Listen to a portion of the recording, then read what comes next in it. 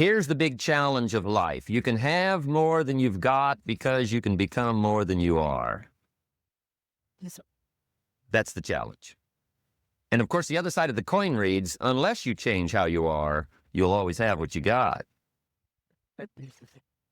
I have found in my experience that income does not far exceed personal development. Now, sometimes income takes a lucky jump, but sure enough, unless you grow out where it is, it'll usually come back where you are. Life has strange ways.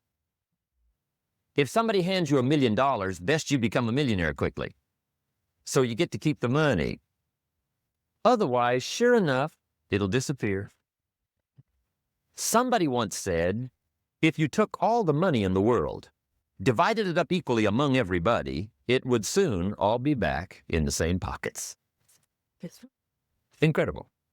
Success is something you attract, not something you pursue. Success is looking for a good place to stay. So instead of going after it, you work on yourself. Personal development. See, the major question to ask on the job is not what are you getting? The major question to ask on the job is, what are you becoming? The big question is not what am I getting paid here? The big question is, what am I becoming here? Because true happiness is not contained in what you get. Happiness is contained in what you become. So that's our major subject for tonight, personal development. Of all the assignments Mr. Schoaf gave me at age 25, this was probably the most difficult. In fact, I'm still working on this one. I think it's an unending challenge to see what you can become. The next subject is called Basic Laws. And it's good to study the basics. And I call these basics primarily because they come from the Bible. Now, I'm not a theologian or a minister, and that'll be apparent. But Mr. Schoaf taught me that the Bible was a good textbook for ideas and stories and success equations, how to live the better life. I found out that was true. He also taught me that the Bible is as practical as it is spiritual, and I found out that's true. If you look at your bank account and your income and you're not happy, there are several places in the Bible to check to see what the heck's wrong so you can make the changes. And we're going to cover some of those tonight, called basics. Okay. The next subject is my favorite, setting goals. Mr. Schoaf taught me how to set goals. What a favor that was. One morning at breakfast, shortly after I met him, he said, Jim, let me see your current list of goals, and let's go over them and talk about them. He said, maybe that's the best way I can help you get a better direction started. And I said, I don't have a list. He said, well, is it out in the car or home somewhere? I said, no, sir. I don't have a list anywhere. He said, well, young man, that's where we got to start. He said, I can tell you right now, if you don't have a list of your goals with you, he said, I can guess your bank balance within a few $100s. Which he did. And that got my attention. I said, you mean my bank balance would change if I had a list of goals? He said, drastically. That day, I became a willing student how to set goals. And sure enough, learning how to set goals changed my life. And I often wondered why no one had ever taught me how to set goals up until age 25. I went to high school, but if they offered it, I missed it. I went to college for a year, never heard it. I worked for Sears. Really? And to my knowledge, Sears never taught it, right? How to set goals. So here I am, age 25, married, my family's starting, I've been to college, I'm working, and I still don't know how to set goals. But fortunately, when I was 25, I met the man who taught me how, and it revolutionized my whole life. Economically, socially, personally, it's incredible. So I want to share with you tonight what Mr. Schoaf shared with me, how to set goals. It can be a life changer. Okay. The next subject is the negative part of the seminar. Life is part negative, so we got to talk about the negative. And this subject is called diseases of attitude. Diseases of attitude. There's a lot of things that can wreck your chances to do well. We live in a rather dangerous world, so you got to be not only wise, you got to be careful. Now, attitude diseases are just as bad as physical diseases, right? High blood pressure, heart trouble. I mean, a lot of things will ace your chances to do well. So you've got to be careful. And attitude diseases are deadly. I mean, they'll destroy all the good things you start. Okay? So we'll go through those attitude diseases, how to spot them, how to look for them, what they are, and the cure. And I'm a pro on these because I've had them all, so I can give you excellent advice on this.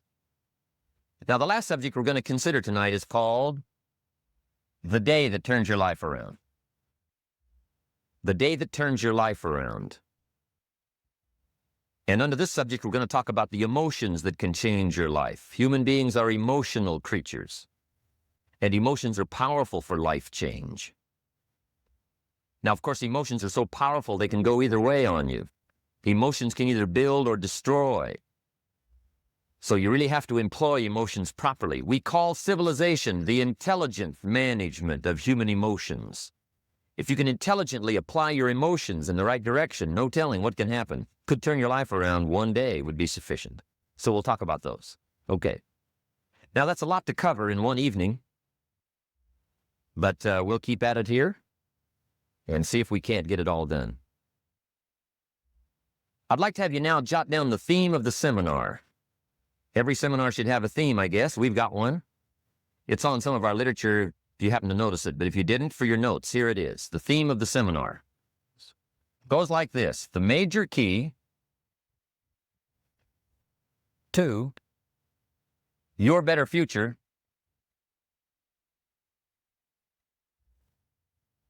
is you. That's the theme of our seminar tonight. The major key to your better future is you. And I'd like to have you underline two words just to give it some added punch. Underline the word major and the word you, so that it reads, the major key to your better future is you.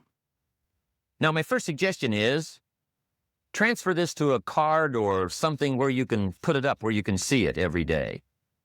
Preferably put it up where you can see it at the beginning of the day, before you go off to put the day together.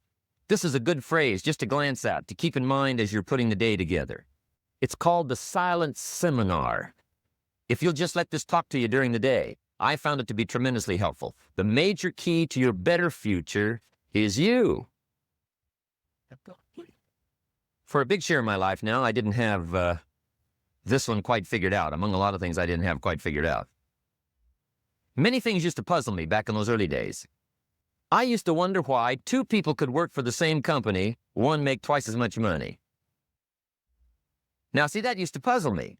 And maybe they were the same age, graduated from the same school, live in the same community, work for the same company, with the same products and the same services.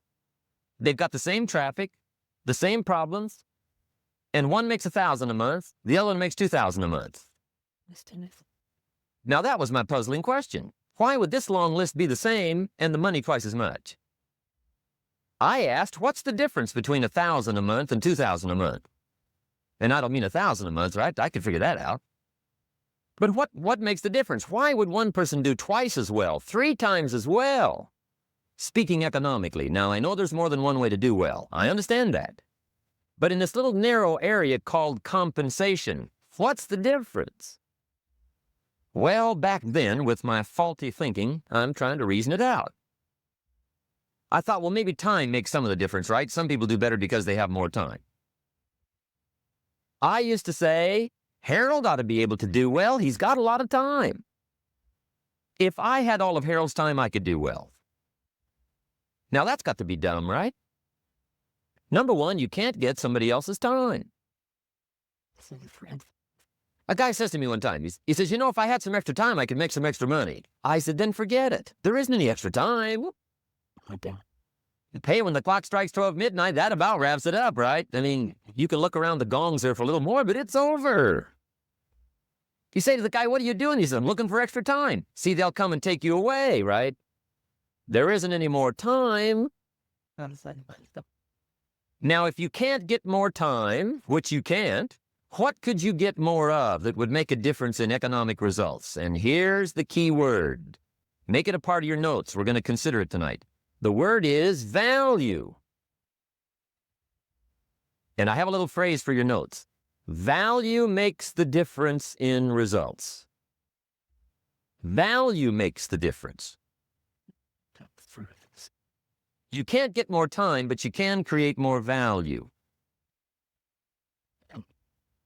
Now, here's the first lesson of economics. Everybody should learn it from the time they're old enough to understand what a dollar means, how to earn one, how to get one, how to keep one, what to do with it. First lesson of economics.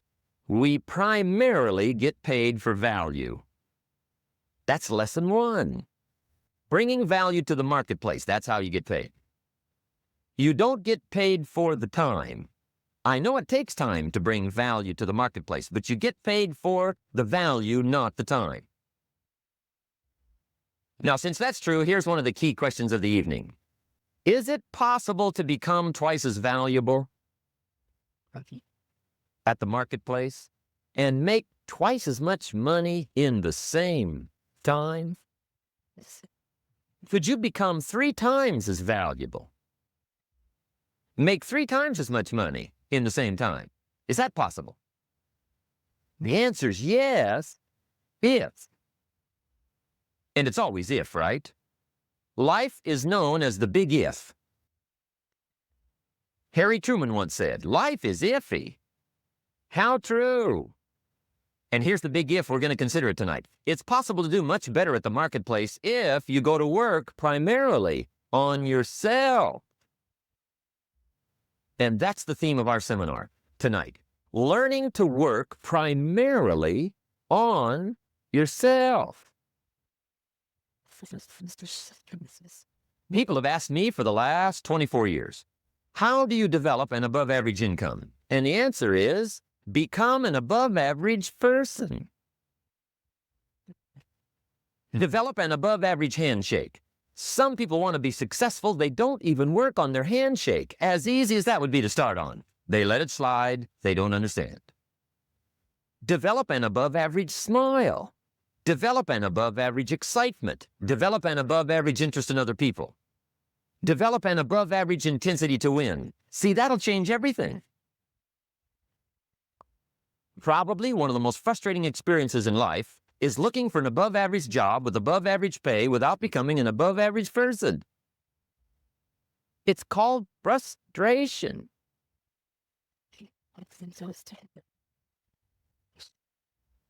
And Mr. Shelf gave me probably the greatest clue he gave me when I first met him.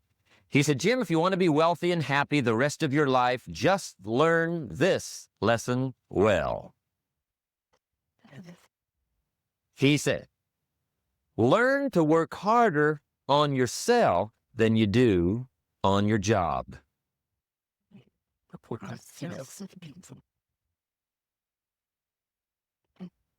Then Mr. Shelf gave me probably one of the most important clues among so many things he taught me, but this was in those early days.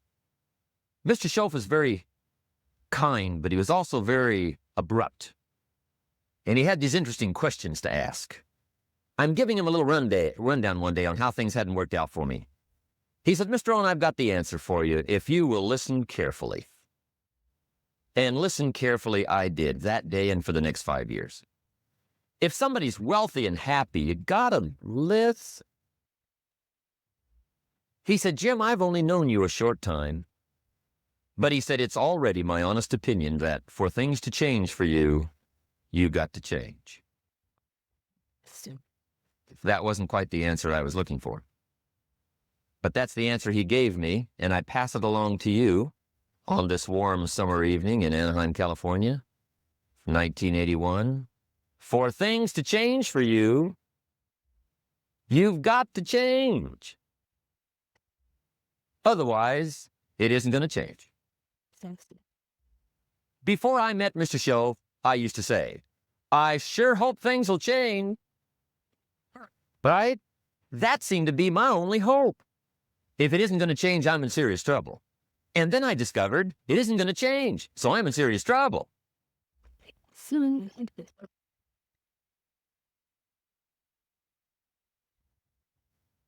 See, I can tell you what the 80s are going to be like. You have dropped into the right place. I did a seminar one time for Standard Oil executives and management in Honolulu. And we're having a conference one day around this big conference table. And one of them said to me, Mr. Rohn, you know some fairly important people halfway around the world. What do you think the 80s are going to be like? I said, gentlemen, I do know the right people. I can tell you. So they all listened very carefully. And I said, gentlemen, based on my wide experience, I can really honestly say to you, in my opinion, in the 80s, it's going to be about like it's always been. Aren't you glad you came? That's inside. I don't pass that around just everywhere. Now, of course, I said that to make a point, but I also said it because it's accurate. It's going to be about like it's always been. It isn't going to change. The tide comes in, and then what? It goes out. For 6,500 years that we know of, recorded history, and probably long before that. So it is not going to change. It gets light, and then what? It turns dark. 6,500 years. See, it's not likely to change. And we're not to be startled by that. And if the sun goes down, the guy says, what's happened? What's happened? It means he hasn't been here long, I guess, right? It always goes down about this time. The guy says, well, I don't like that arrangement. Well, you got to talk to somebody besides me, right? It gets light, then it turns dark. In rotation, the next season after fall is what? Winter. Pray tell, how often does winter follow fall? That's right. Every year regularly for the last 6,500 that we know of. See, it is not going to change. Now, some winters are long, and some are short, and some are hard, and some are easy, but they always come right after falls. It isn't going to change. Sometimes you can figure it out. Sometimes there's no way to figure it out. Sometimes it goes well. Sometimes it gets in a knot. Sometimes it sails along. Sometimes it gets in reverse. See, that's not going to change. The last 6,000 years reads like this: opportunity mixed with difficulty. That's how it reads. It isn't going to change. The man says, well, if it isn't going to change, how will my life ever change? Answer, when you change. And whether I'm talking to high school kids or business executives, my message is always the same. And it goes like this: the only way it gets better for you is when you get better.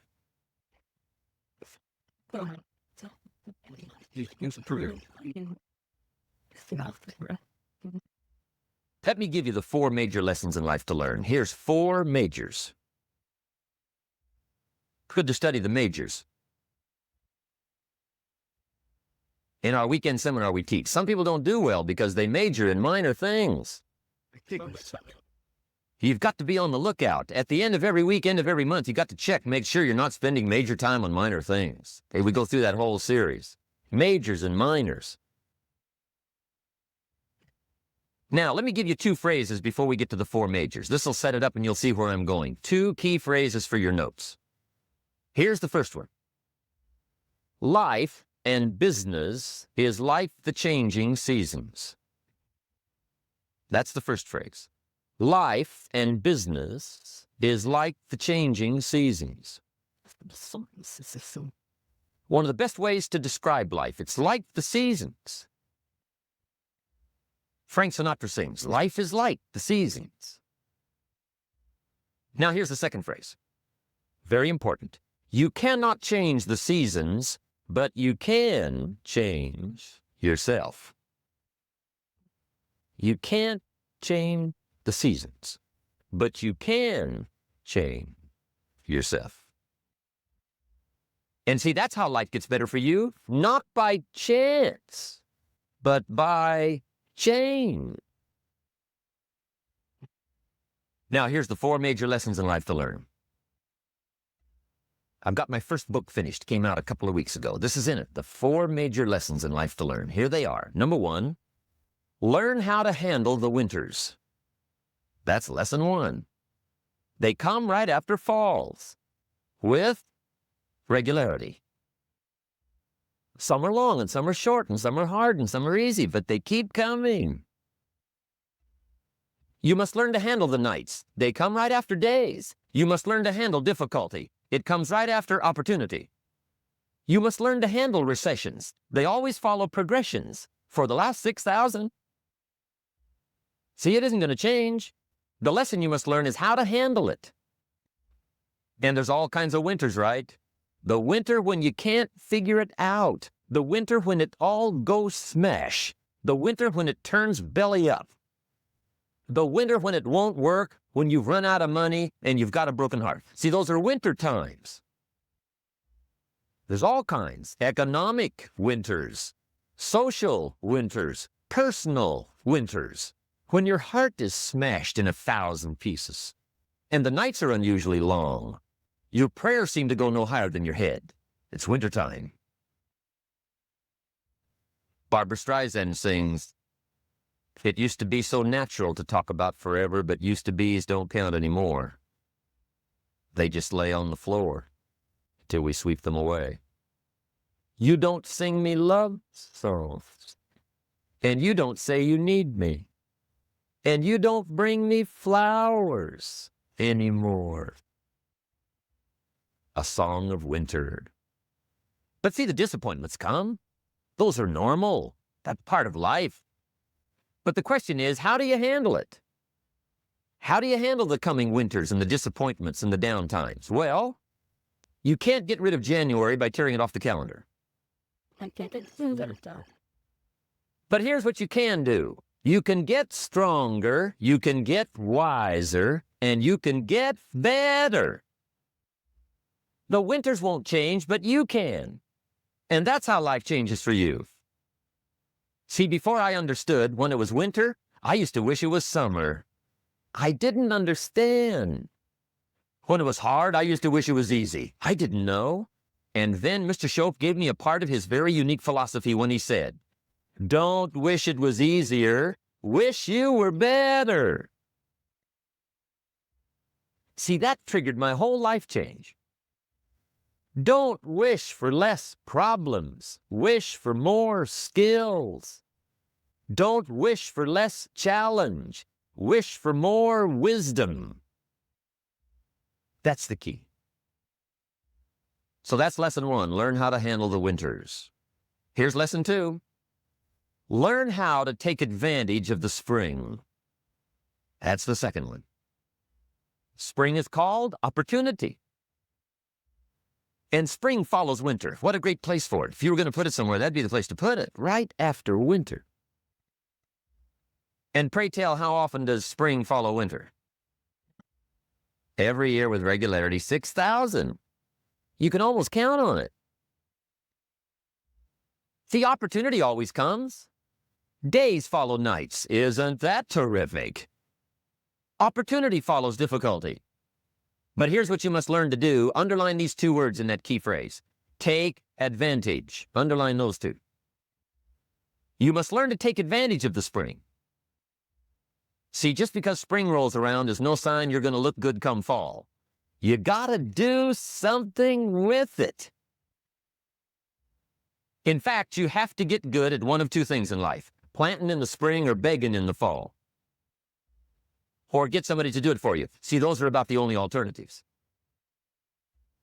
Now here's what else you must do. Take advantage of the springs quickly, because there's only a few. Just a handful of springs have been handed to each of us. They don't come forever. Life is fairly brief. So you got to read every book you can get your hands on what to do with your springs while they're here. And take advantage, they soon run out.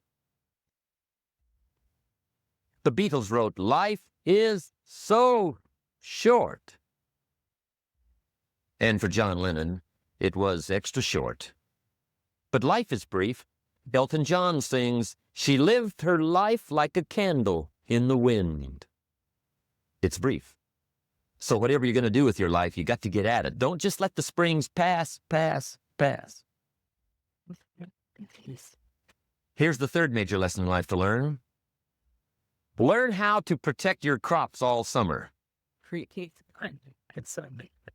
You got to take care of what you start. Sure enough, as soon as you've planted your garden in the spring, the busy bugs and the noxious weeds are out to take it. And here's the next bit of truth. They will take it. Unless you prevent it. And that's the third major skill to learn. You've got to learn to prevent the intruder from taking all the good you start. It's one of the challenges. Here's 2 key phrases under number 3. First one, all good will be attacked. On this planet, maybe not the next one we get to, but on this one, all good will be attacked.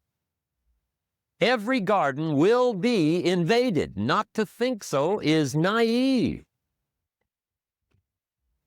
And here's the second phrase. All values must be defended. Political values, social values, community values, family values, marriage values, friendship values, business values. Every garden must be tended all summer. Third major lesson. Now here's number 4. Fourth major lesson in life to learn. Learn how to reap in the fall without complaint.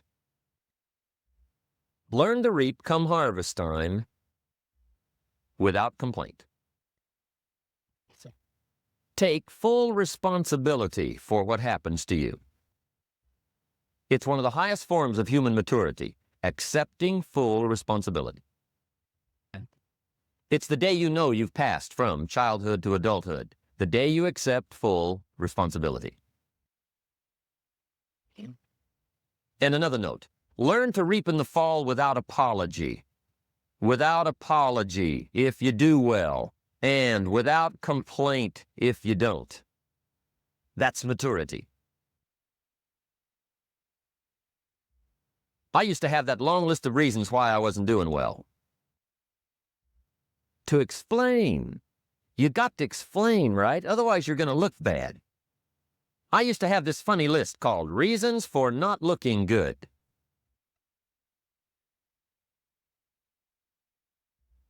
I used to blame the government. I mean, you can believe that or not. It was at the top of my list. I had a lecture second to none. The government. That was on my list. I used to blame taxes. Look what you got left after they take everything. And they expect you to do well. That was on my list there.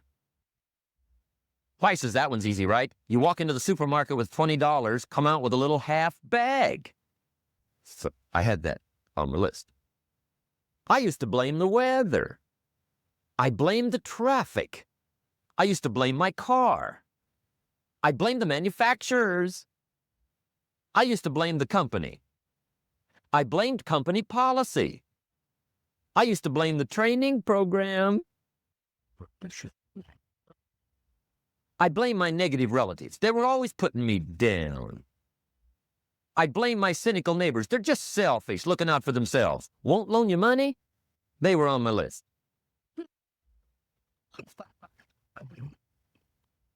I used to blame the economy. I blamed the community. That's a pretty good list for not doing well, isn't it? I thought it was good. I'll never forget one day. Mr. Schoaf was very kind, but he was also very blunt. And this was no exception. And I'm glad he was blunt. There's a lot of things I'd have missed if he hadn't have been blunt.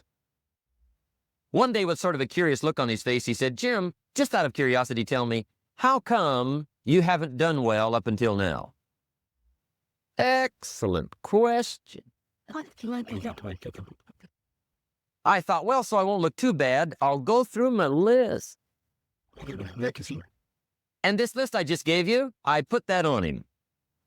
And he was very patient. He let me go through the whole thing, the government, the weather. I went through this whole thing. When I finished, he looked my list over very carefully.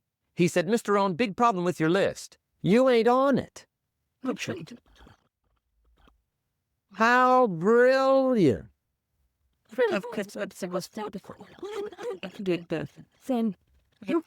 When I went to work for him a few months later, I learned very quickly to tear up my list, reasons for not doing well, and I threw it away. And I got me a fresh piece of paper. And I put one word on it. Me. There's a Black Heritage spiritual that says it's not my mother nor my father, nor my brother nor my sister, but it's me, oh Lord, standing in the need of prayer. See, I used to blame everything outside. And then let me give you a little philosophy that helped turn my life around. For your notes, here it is. It not what happenance that determines the quality or the quantity of your life. It's not what happens. And the reason is because what happens to about everybody. No different. The sun went down on all of us last night. A common event, a happening. And I found out that the same things can happen to two different people. One gets rich and one stays poor. Why is that? It's because it's not what happens, but rather, it's what you do that changes everything. So that's a key phrase. It's not what happens, it's what you do. What happens is about the same. You might put that in parentheses here. Same. What people do, that's what's different. Anything can happen, right? Everything can happen. I've heard all the stories. I've been one of the stories. Hey, we could all tell stories all night long, right? Happenings. Anything can happen. Have you heard of Murphy's Laws? Anybody here heard of Murphy's Laws? Okay, most of you have. Murph had these laws. One of them was, if anything can go wrong, it will. That's one of Murphy's laws. He was not one of the great positive speakers of the day. But anyway, it's still true though, right? Anything can go wrong, everything can go wrong. For sure. I've fallen out of the sky so many times. Once to the tune of a couple of million. Devastating. Took me a while to survive that one. Now, it wasn't all that much, but it was all I had. I mean, that's when it's much, right? When it's all you got. If you got 3, 2 go, you got 1 left, you ain't looking that bad. But when it all goes, has anybody been there when it all went? Anybody? Come on, the rest of you liars. Hey, we've all been there, right? When it all went. Of course, it used to be a long time ago, right? When you ran out of money, got to 0, you were all through. Heck, now you can whistle right on by 0, right? They will bury you. That's what they will do.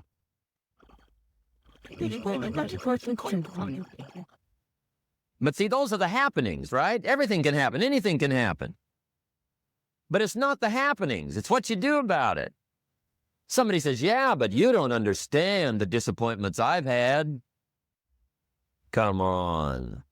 Everybody's had their share.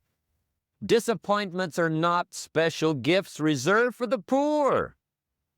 Everybody has them. The difference is what you do about them. It's not the weather. I used to blame the weather, and I discovered it rains on the rich. So see, that won't help. 2 men wake up one morning, there's a rainstorm on. One of them looks out his window, sees the rainstorm, and he says, wow, what a storm. With weather like this, they can't expect you to go out and make sales. He stays home. Same morning, the other guy looks out his window, sees the same storm, says, wow, what a storm. But he says, you know what, with weather like this, what a great day to go out and make sales. Most everybody will probably be home. Especially the salesman.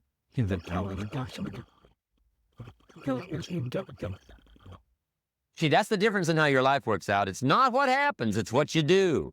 So here's one of the key questions of the evening. Starting tomorrow, what are you going to do that'll make a change in your life's direction?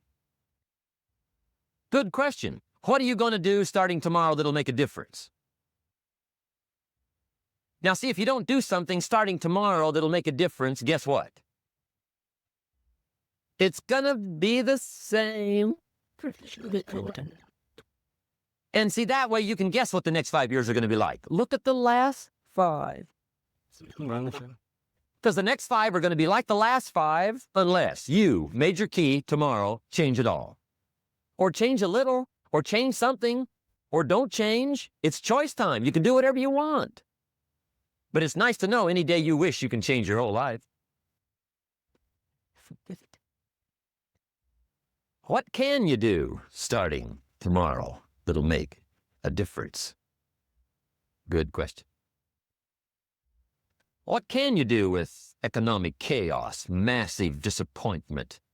What can you do with a broken heart? What can you do when it won't work? Good question. So if I had a word with you tonight, one-on-one, just you and me. I think my personal advice to you would be, this year, 1981, reach down inside of you and come up with some more of those remarkable human gifts. They're there, waiting to be utilized. And then change anything for you you want to change. And I challenge you to do that because you can change. If you don't like how it is for you, change it. If it doesn't suit you, change it. If it doesn't please you, change it. If it isn't enough, change it. And I challenge you to do that because you can change. See, you don't ever have to be the same again after tonight, only by choice. If you don't like your present address, change it. You're not a tree.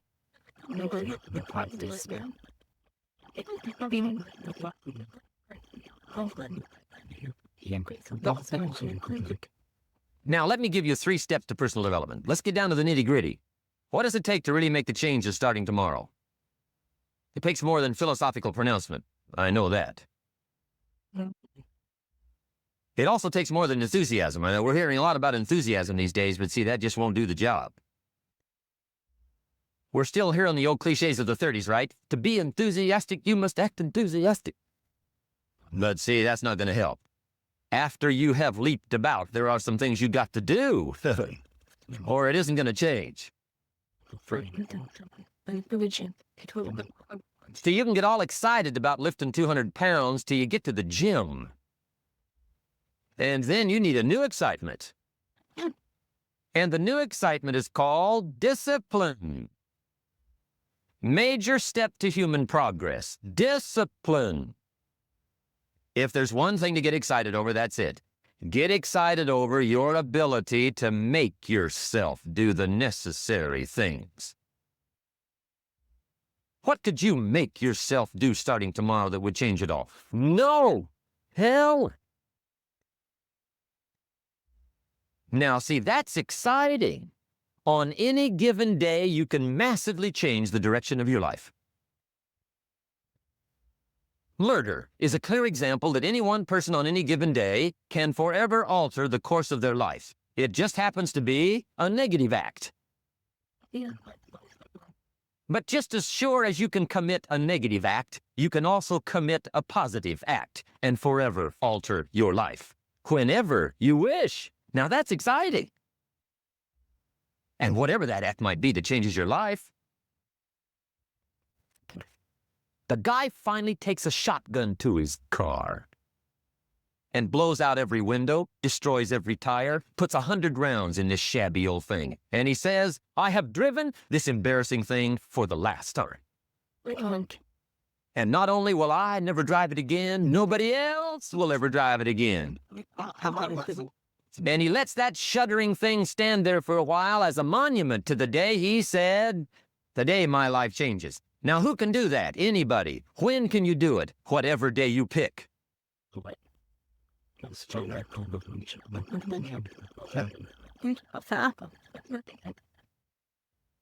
Now, here's the key to discipline. Start with the little disciplines, get excited over the little disciplines, and get right on those because those will lead to the big ones. You can't handle the big challenges in life unless you take on the little ones. Make a list of all the things you can do. Get right on those. Discipline yourself for those, both for the results and for the muscle and for the practice. So that when life hands you some big challenges, you'll be ready, you'll have the muscle.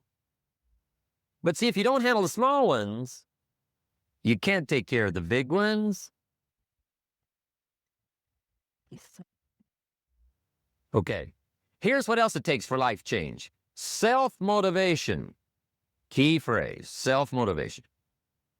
I don't know why we call it self-motivation. It's really the only kind there is. You got to motivate yourself. Because I found out you can't change people. They can change themselves, but you can't change them. Lord knows some I've tried. But see, it won't work.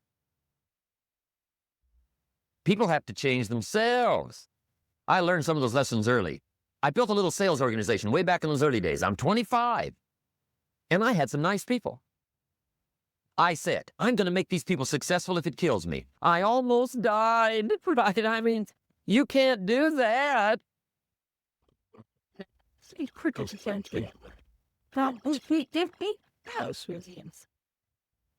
See, I've discovered this. Good people are not trained, they're found. You find good people. You don't make them good, you find them good. Training really is for the purpose of finding good people. You don't need much instruction for a good person. But too much training probably means you got the wrong. Yep.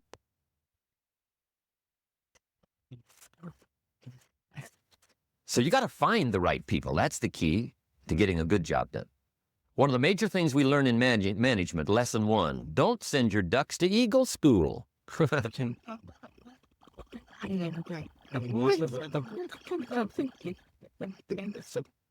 it won't help. I mean, I'm telling you, it won't help no matter how good your school is. And the little eagle badge and little eagle hat, I'm telling you, it won't help. It won't help. You can tell whether your school's done any good, right, is when it's over, right? The duck goes for his first rabbit and makes him a friend. You say, no. Oh. Anyway, so it takes self-motivation to really alter your life. And you don't want to give self-motivation away to somebody else and make it somebody else motivating you. The guy says, boy, if somebody just come by and turn me on. What if they don't show up? Right? See, you got to have a better plan for your life. Okay. Now, if you're excited and you're ready to change, let me give you 3 steps to start life change that can change your life, your personality, your lifestyle, everything can change. Here's the steps. Number 1, find out how things work. The first key to doing better is find out. To change your life, really, you need ideas. There isn't anything an idea can't change. And Schultz taught me the major problem is lack of an idea, not a problem. At first, I didn't have any money. I said to Mr. Schultz, I don't have any money. He said, that's not a problem. Now, see, up until then, I always thought it was. Right? I was confused. He said, no, the problem is lack of an idea on how to create money and wealth. It isn't lack of money, it's lack of ideas. So if you get the ideas, see, you can change anything. Now, to get ideas, you need a constant study of finding out. Now, Schultz also said, when you find out something that works, put the information in your journal. Don't use your head for a filing cabinet. Put it in your journal so that you can do the next best thing. Repetition, repetition, repetition. Go over it. And if you repeat it, go over it, sure enough, someday, some mysterious day, the idea takes root, starts to grow, and shows up in your bank account, and your dress, and your personality, and your lifestyle. But capture the ideas in your journal. Find out how things work. Schultz gave me this word for my life change. He said, study. Great word. If you wish to be successful, study success. If you wish to be happy, study happiness. If you wish to be wealthy, study wealth. Don't leave it to chance. Make it a study. Some people just go through the day with their fingers crossed. See, that won't do it. You've got to study the things that can change your economic, social, spiritual, personal life. Now, here's a qualifying phrase. And we'll have several of these qualifying phrases throughout the seminar. Here's the first one. You may not be able to do all you find out. I understand that. You may not be able to do all you find out, but you should find out all you can do. See, you don't want to wind up at the end of your life and discover that you've lived only 1/10 of it. And the other 9/10 went down the drain. Not for lack of opportunity, for lack of information. So that's number 1, find out how things work. Now here's the best human virtue for finding out, curiosity. Make a note of that. Curiosity. Be curious. You might add a word to it that'll help. Childish curiosity.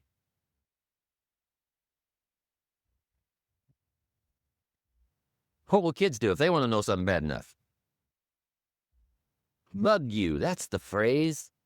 They can ask 1,000 questions. You think they're through? They got another 1,000.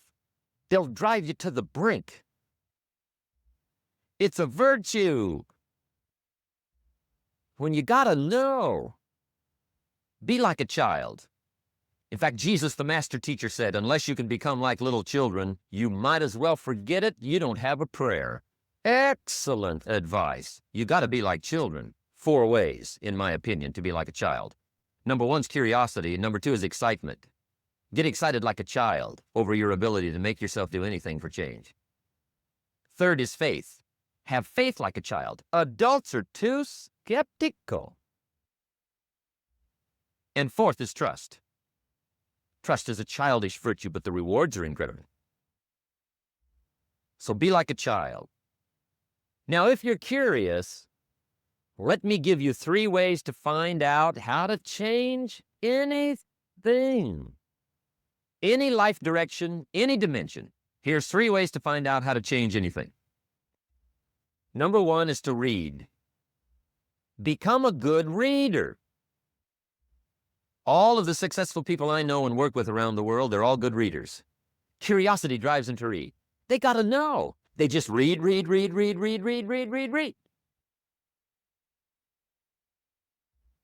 Become a good reader. Now, that's my opinion. Listen to the other lecturers and listen to me and make up your own mind. Don't be a follower. Be a student. Okay? I say, really, for life change, you got to read. One way to learn is from your own experiences, but another way to learn is from other people's experiences. See, one book might save you 5 years if you read it. Did you know there's books on how to be stronger, more decisive, be a speaker, be a leader, have a better effect on other people, develop your personality? Did you know there's books on that? And people don't read them? How would you explain that? And they can read? Did you know that hundreds of successful people have written their stories in books and they wrote down how they did it and people don't read it? How would you explain that? The guy's busy, I guess. You know, you get tied up.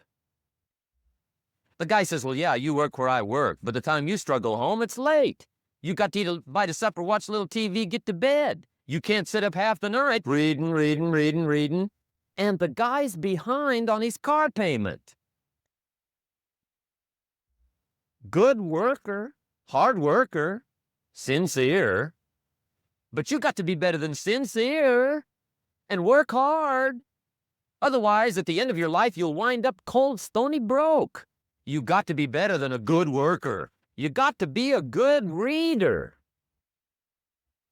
The whole world is governed by laws. The universe, in fact. Laws. We call it the law of electricity. We call it the law of gravity. There's mathematical laws. There's physical laws, speed and velocity laws, agricultural laws. There's all kinds of laws.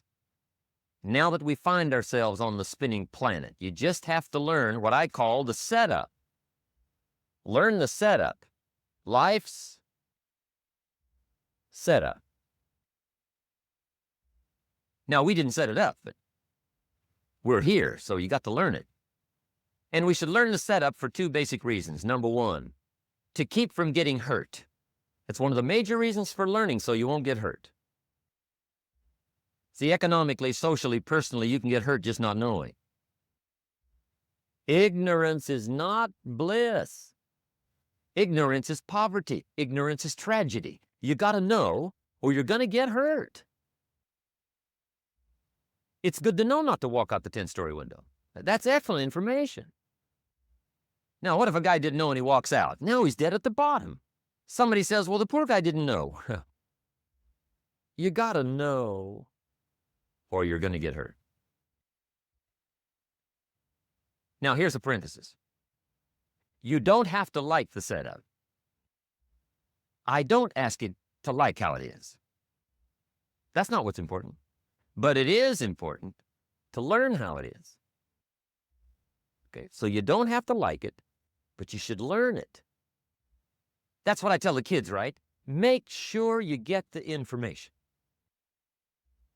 What you think about it, that's up to you. What you're going to do with it, that'll soon be up to you. But make sure you get it. See, there's nothing worse than being stupid. Nothing. I mean, being broke is bad, but being stupid is awful.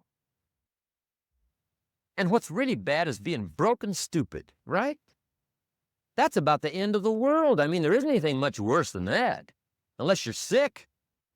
Sick, broken, stupid. I mean, that is it, right? There's nowhere else to go. So make sure you get the information. It's key. You don't have to like it, but learn it.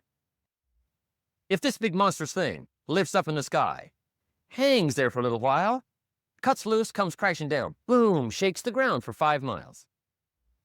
And then this big monstrous thing lifts back up in the sky, hangs there for a little while, cuts loose again, comes crashing down, boom, shakes the ground for 5 miles.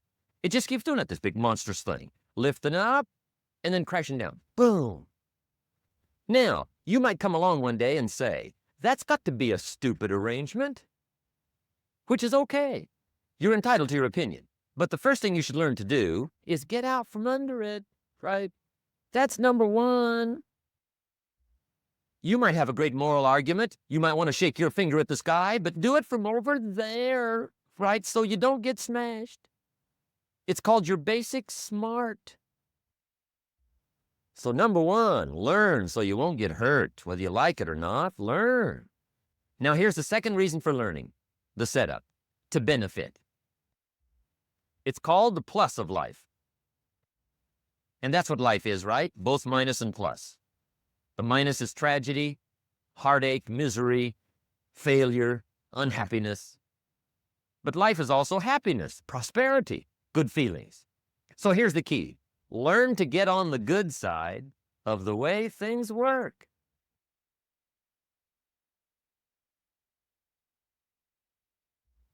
Now, here's 2 of the basic laws, and we'll take our break. Shof taught me these. They come from the Bible. Now, again, I'm an amateur, okay? When it comes to the Bible, I'm not a pro. So you'll sort of have to take my way of putting it. But here they are. The first one is the law of use. The law of use. And it goes something like this. Whatever you don't use, you lose. Lack of use causes loss.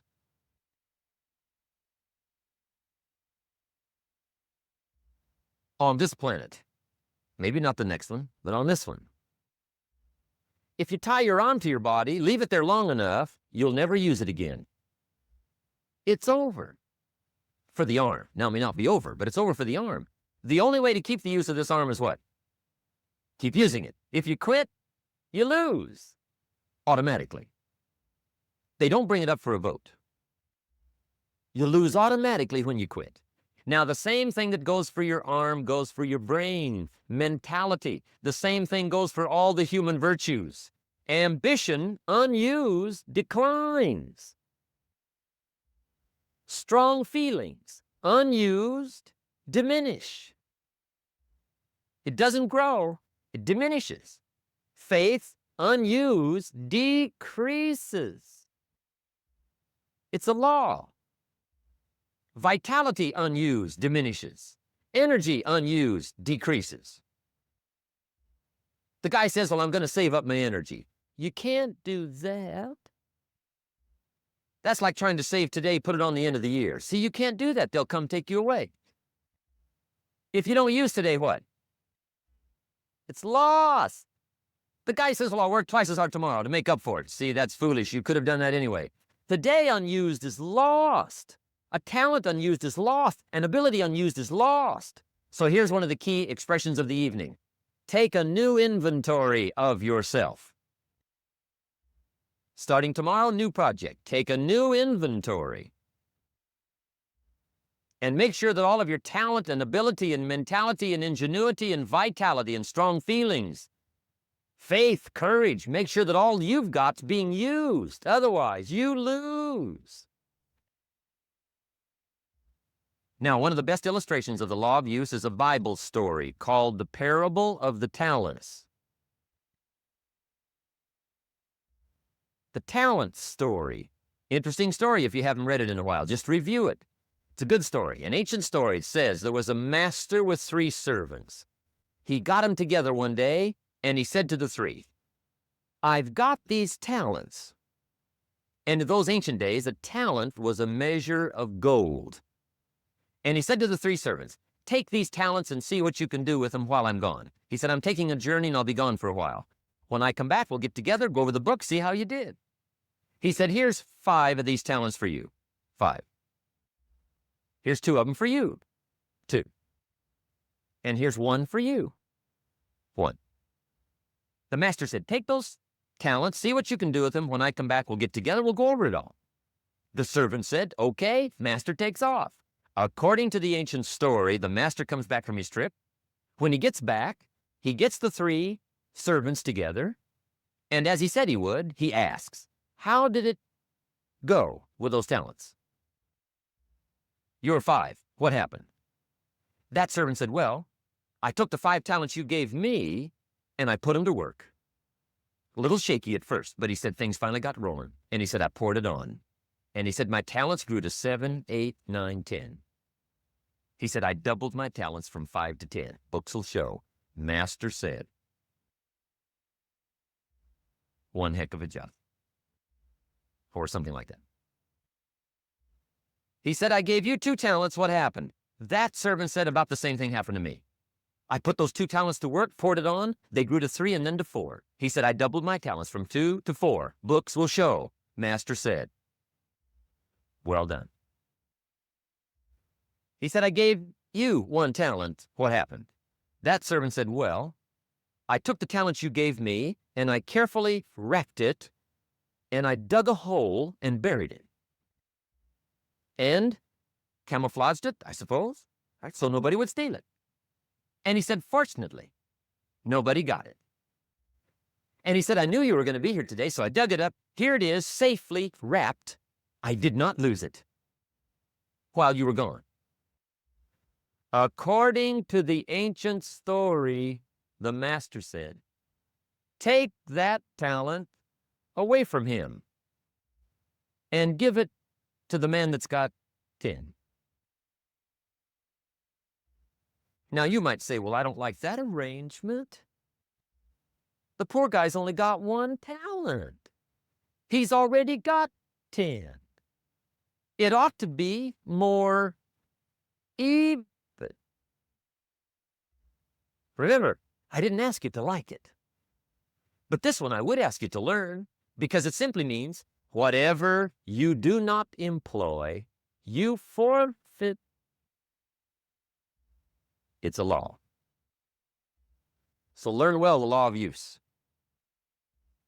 Now here's the second one, and we're going to take our break. Second law from the Bible. This one we've heard since we were small, I'm sure. It's called the law of sowing and reaping.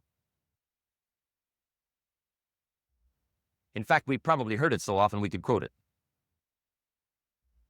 It says, whatever you sow, what? You shall reap. Fairly blunt, hopefully clear. Here's my first suggestion on the law of sowing and reaping. Don't try to beat it. You might as well try sitting on the sun in the morning. Keep it from coming up. You'll have better luck. Whatever you sow, you reap. Now, for a fair share of my life, I'm a bit mixed up on how all this applies. Among a lot of things I was mixed up on. I knew I wasn't reaping too good. That I understood. My problem was I was confused about what was causing it. Remember me with the funny list? I thought those are the reasons why it isn't working out well. And then Mr. Schoaf gave me the clue that helped me figure it all out. He said, Mr. Rohn, I have another answer for you. There's another way to quote this law that'll show you where the problem is so you can go to work on it right away. All you need to know is where the problem is, then you can go to work on it. So he quoted me the law another way, and I found out what my problem was. Here's the way you quote the law.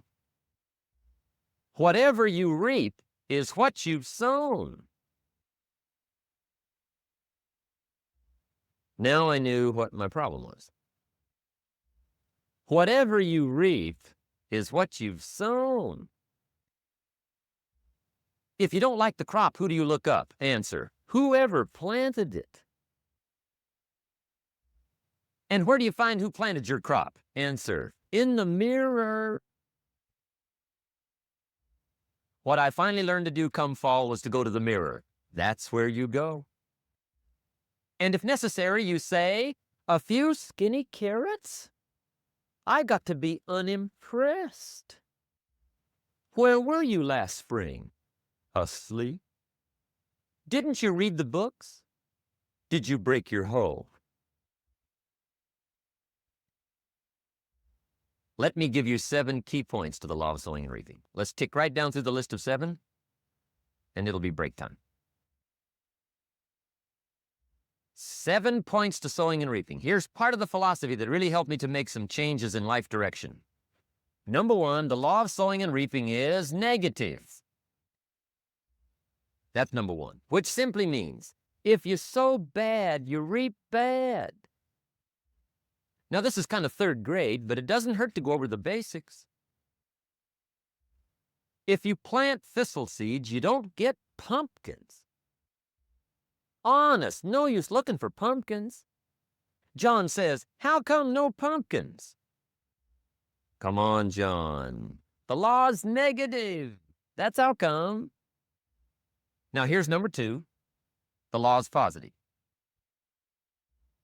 which simply means if you sow good, you reap good. If you plant pumpkin seeds, you don't get thistles. Not from pumpkin seeds.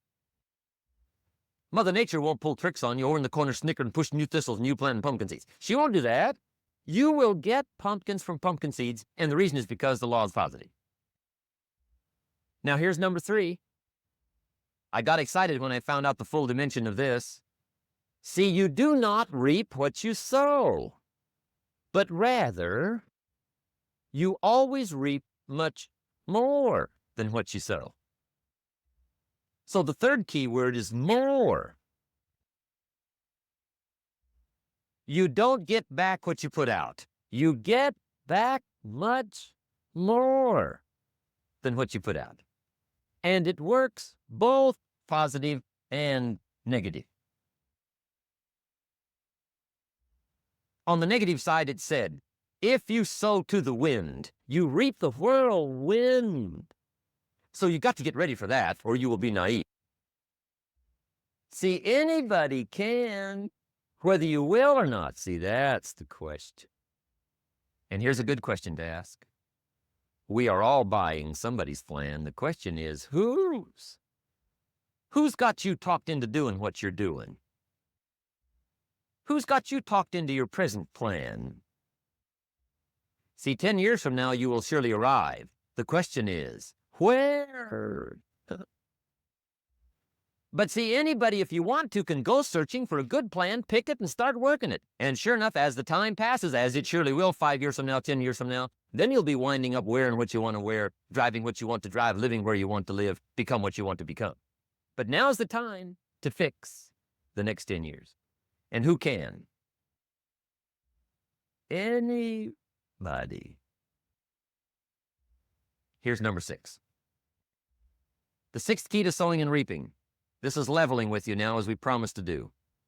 There's one thing better than the truth, and that's the whole truth. And here's part of the whole truth of the law of sowing and reaping. Number 6 is, you could lose. There are times when you just lose, no matter what you do. It's that kind of planet. You reap what you sow, yes, but... What does that mean, yes, but? Well, the farmer plants his crop in the spring, takes care of it all summer, loves his family, works 10, 12 hours a day, 6, 7 days a week, is an honorable man. Come fall, he's got a beautiful crop, and he deserves every bit of it. But the day before he sends the combines into the field, a hailstorm comes along and beats it all in the ground, which means you lose. Somebody says, well, what did he do wrong? Answer, nothing. It's just that kind of planet. Sometimes it's going to hail on your crop and rain on your parade, so you got to get ready for that or you will be naive. That's just part of the life arrangement. And don't press me why. I was not in on some of the original decisions here, so I don't know how it got set up. But there's just times, sometimes you lose. That's part of life. But now here's number 7. The 7th key to sowing and reaping. And it goes like this. It's just another way to quote the same law. And it goes like this. If you don't sow, that's just another way to quote the law. If you don't sow, what? You don't reap. You don't even have a chance. So if you looked at your game plan tomorrow, you might come to the quick conclusion, I got to get some sowing going. How true. Get you some sowing going. And remember, you've got plenty of time. You've got all the time there is. Some people spend enough TV time to make a fortune. The latest article on television watching in this country, according to the latest article, the average television is on in this country in every household 7 hours a day, called the Big 7. I asked a guy one time what his TV cost. He said about $450. I said, you forgot to look at the price tag. He said, what do you mean? I knew he was a TV watcher. I said, that television costs you, in my opinion, at least $12,000 a year. To watch it, not to own it. Owning it's cheap. Watching it is what's expensive. And I said, hey, $12,000 a year is too much to pay to watch TV. That's too much. Pay a little, but not $12,000. And he's the guy that said, I hope pay TV never comes.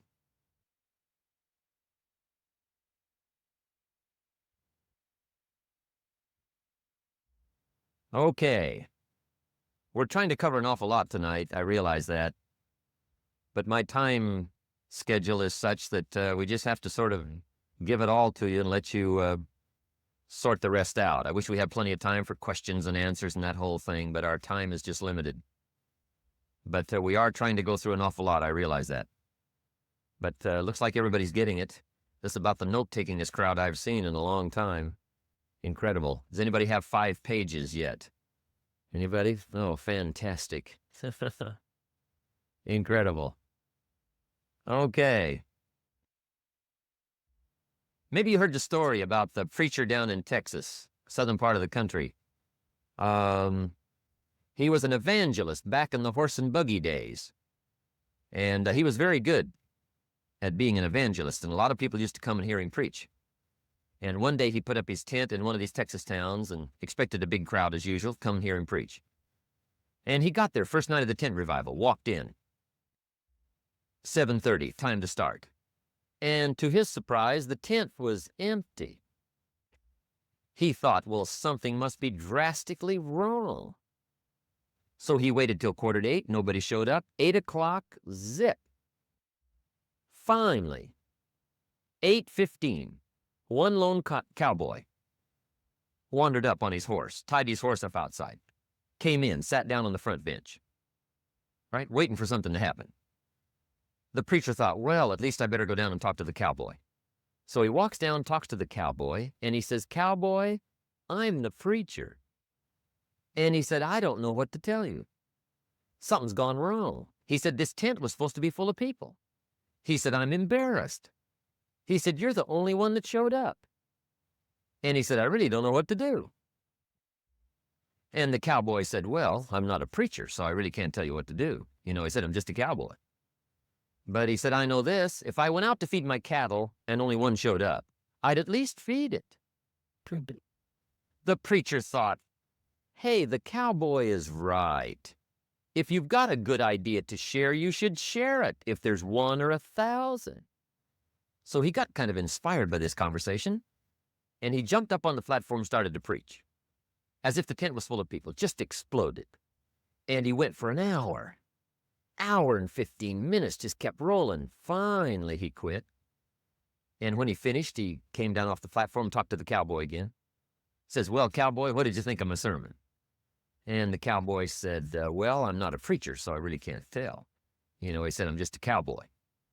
But he said, I know this. If I went out to feed my cattle and only one showed up, I'd feed it, but I wouldn't dump the whole load off of it.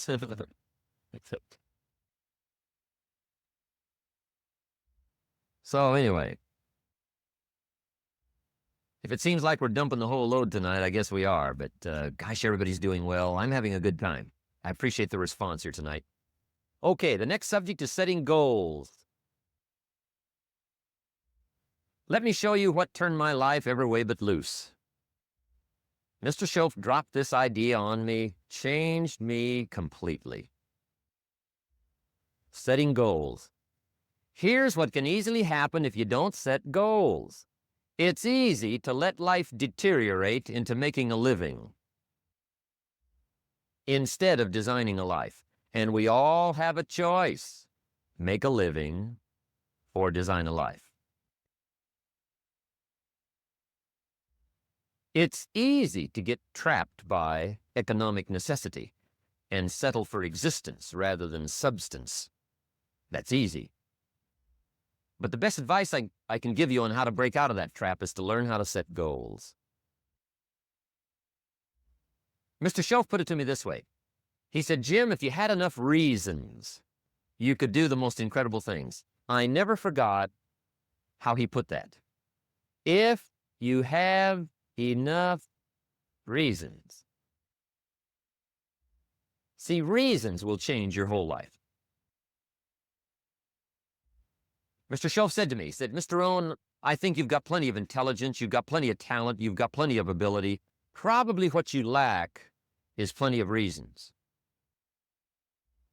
He said, I don't think your current bank balance is a true indication of your level of intelligence. I was happy to hear that. He said, I think you're much smarter than your present bank balance indicates. And that turned out to be true. I was much smarter. But of course, my first question was, well, then why isn't it bigger? And he said, you don't have enough reasons. You've got enough intelligence, but not enough reasons. So see, reasons can change your life. Here's what else I found out. Reasons come first, answers come second. You don't get the answers to do well till you get the reasons. Life has a mysterious way of hanging on to all the answers and only gives them up to the people that are inspired by reasons. So reasons make the difference in how your life works out. Now, what are some of the reasons for doing well? Let's go through a quick list called Reasons for Doing Well. First is personal reasons. Some people do well for recognition. Some people do well for respect. Some people do well for the way it makes them feel. They love the feeling of being a winner. Those are good reasons. I have some millionaire friends that keep working 10, 12 hours a day, making more millions. And it's not because they need the money. It's because they need the joy and the satisfaction and the pleasure that comes from being a constant winner.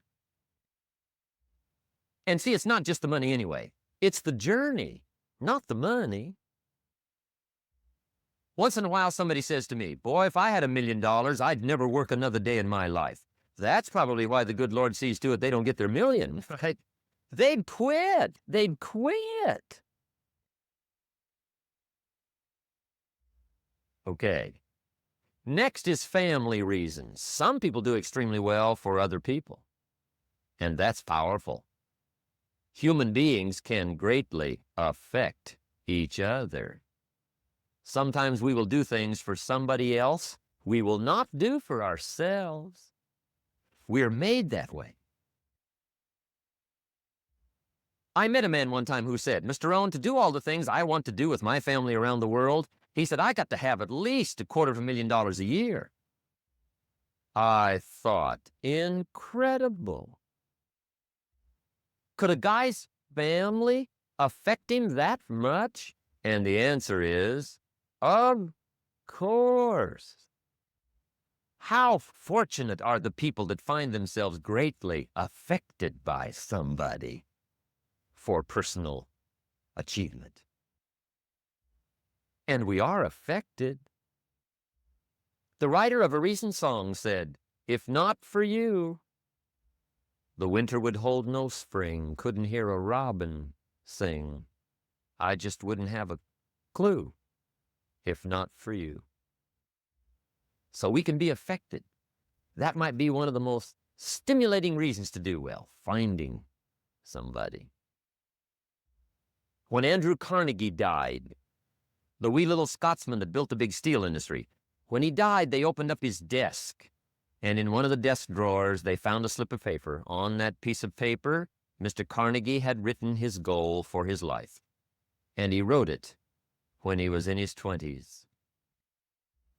And on that piece of paper, it said, "I'm going to spend the first half of my life accumulating money. I'm going to spend the last half of my life giving it all away." What a goal. He got so inspired by that goal that the first half of his life, he accumulated $450 million. And the last half of his life, he gave it all away. Good question tonight. What's got you turned on? What's got you bombed out of sight to get up early and stay up late and hit it all day? Next question. What's got you turned off? When I found the answers to those two questions, my life exploded into change. I finally found out what had me turned off, and I got that cured. And then I got me a long enough list of reasons to turn me on. And once the lights went on for me, age 25, they've never gone out. I've fallen out of the sky a few times, but I've never lost that drive to make something unique out of my life. See, reasons altered my whole life. Now, there's another list of reasons called nitty-gritty. Hard little reasons. Sometimes those little reasons are the most powerful reasons that can change your life. Sometimes it doesn't take much. I now carry several $100s in my money clip. It's only a few $100s, but it was one of those reasons turned my life around. Just before I met Mr. Shove, I heard a knock at the door. I go to the door, and there's a little girl standing there about this tall selling Girl Scout cookies. And she gave me one of the finest sales presentations I've ever heard. Special deal, several flavors, this whole package of stuff, $2. And with a big smile, she very politely asked me to buy. And I wanted to. Big problem.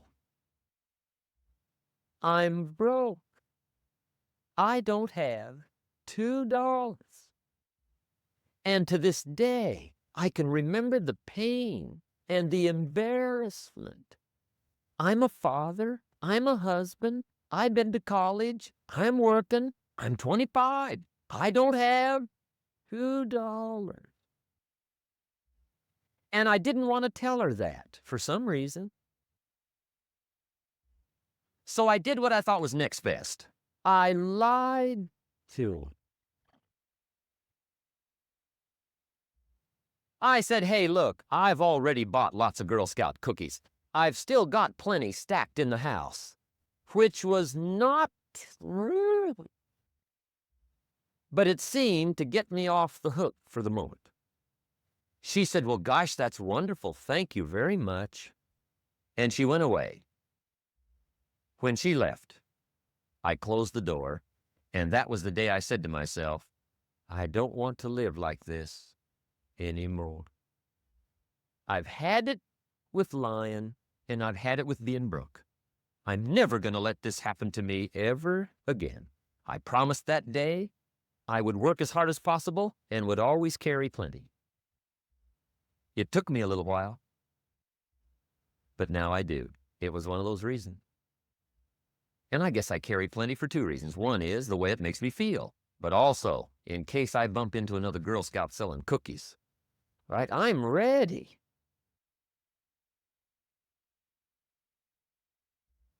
I walked out of the Bank of America one time up in Saratoga, California, where I used to live. Two little girls selling candy right outside the bank. Good place. Like some girls' organization they're working for, right? I come walking out of the bank. This first little girl walks up to me. She said, "Mister, would you like to buy some candy?" I said, "I probably would. What kind is it?" She said, "It's almond roca." I said, "My guy, that's my favorite." She said, "Wonderful." I said, "How much is it?" She said, "It's just $2. I thought, incredible. I said, "How many boxes of that candy have you got?" She said, 5. And her little friend was standing there.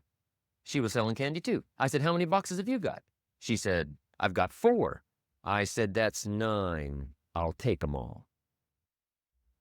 They said, "Really?" I said, "Yeah, it's my favorite. I've got some friends. I'll pass them around." They got so excited, put all this candy together. I reached in my pocket, gave them the $18.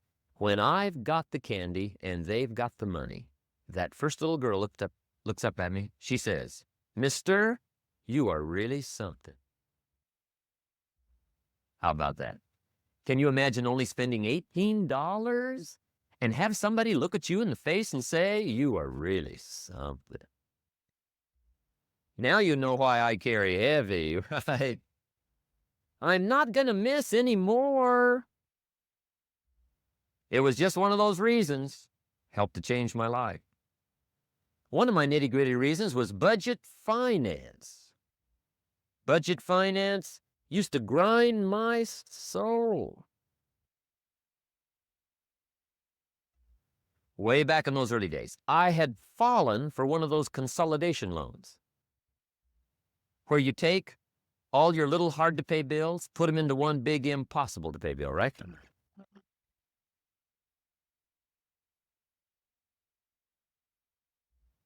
I would get 4 or 5 payments behind. This one guy used to call me day and night.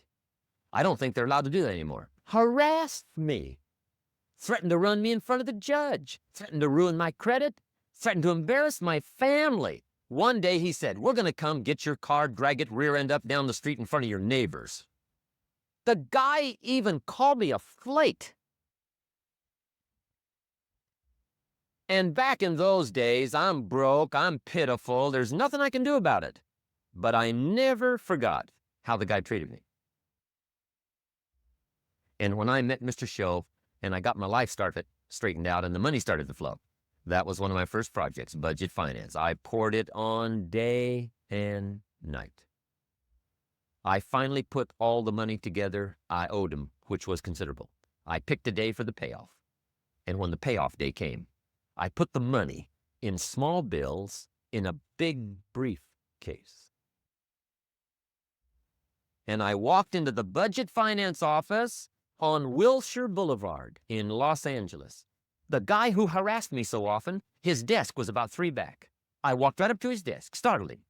He wondered what I was doing there. It was the first time I'd been there since I borrowed the money, right? Without saying a word, I opened up this briefcase, dumped this pile of money all over his desk. I said, "Count it. It's all there. I will never be back." And I turned around and stormed out.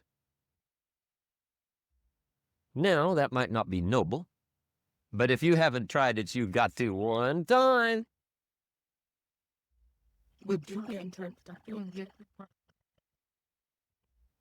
It can be the day that turns your life around. All you need is a reason that turns you on. One of my dear friends, Robert Depew, Bobby used to be a school teacher in Lindsay, olive capital of the world. Bobby taught school several years, got a little weary teaching school. One day decided he wanted to get into sales. So without telling anybody, he just up and quit his job teaching school and jumped into sales. When he did, his brother made fun of him, laughed at him, put him down, Said Robert's lost his mind. Had a good job teaching school. Now he thinks he's a sale. He's going to go down the drain, lose everything. Just put him down something fierce. Bobby said, the way my brother acted when I got into sales, he said that made me so mad. I decided to get rich. And my question for you tonight is it possible to get that mad? Of course. Wealth is not a matter of intelligence. It's a matter of inspiration. Today, Robert happens to be one of my millionaire friends. Bobby's rich.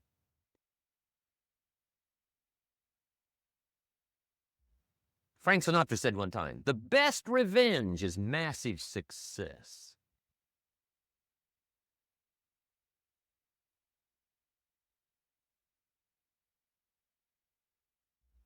Hey, get you a long enough list of reasons so that after tonight you never lack for inspiration. You might not have all the answers right away, but you can get the answers if you can get the reasons. Now, let me give you a little simple formula for goal setting, okay? We take 2.5 hours on the weekend for the whole 10-year plan. We don't have time for that tonight, but let me get you started with a little simple formula Mr. Schoaf gave me, and maybe this will be helpful. First of all, I've divided goals into 2 parts. First is long range. Long range goals, that's your dreams.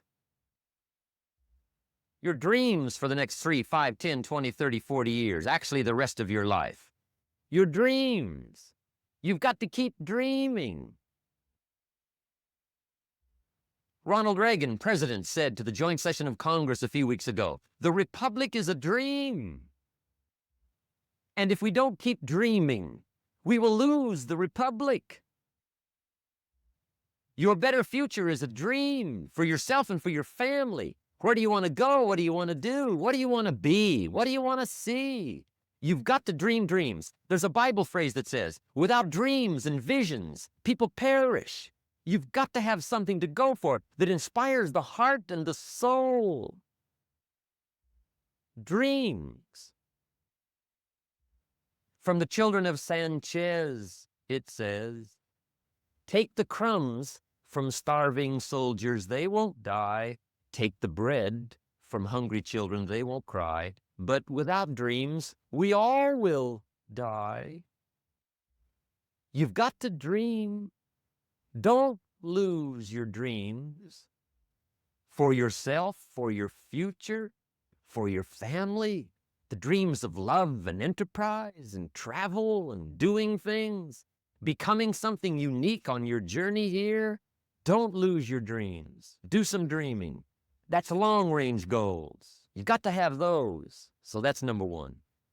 Here's the second part of goals, short range. Short-range goals, that's your goals for tomorrow, this week, this month, this year, the immediate future. We call these confidence builders. Because if you set up something short-range, go for it, get it, latch onto it, work hard, accomplish it. That starts building your strong feelings to go for your dreams. Now, I've divided goals into 3 categories. Here they are. Number 1 is economic. That's your goals for money, income, business, profits, production. Economics. Make sure you've got your economics well planned. Economics plays a major role in everybody's life. Economics is major, which means it ought to be meticulously well planned for tomorrow, this week, this month, this year, long range. What if you asked somebody tomorrow if you could see their meticulously well-planned list of economic goals? What would they probably say? They say, you some kind of a nut? You must be weird. Hey, I found out what success is. Success is doing what the failures won't do. Make sure you've got your economics well planned. It'll put you in the top 5%. One of the key little subjects we talk about on the weekend is the 7 fundamentals for wealth and happiness. And that's one of them, well-planned economics. It's a fundamental if you want to do well. Join the top 5%. Anybody in this room can join the top 5%, if you will. Now here's the second category of goals, things. Make a list of the things you want. And on my list of things, now I put everything, little things as well as major things. Doesn't matter how small it is, it goes on my list. I used to just put major things, cars, homes. I don't do that anymore. I now load my list with everything. Everything. And the reason is, part of the fun of having a list is checking it off. That's it. Boy, at the end of the day, if you can go, got it, got it, got it, got it, got it, got it, whatever it is, right? You get into the habit. So load up your list, the things you want. Now, when you check off something major, celebrate. That's an important point to make. Celebrate your achievements.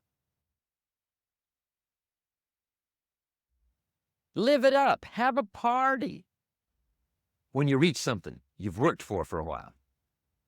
See, we all grow from two experiences. One is called the pain of losing. The other one is called the joy of winning. We need both of them. Amplify them as much as you can, which also means make losing painful. If you set up something, fooled around, didn't get it, put it on yourself. On the other side, if you did get it, congratulate yourself. Self-congratulations is a sign of maturity.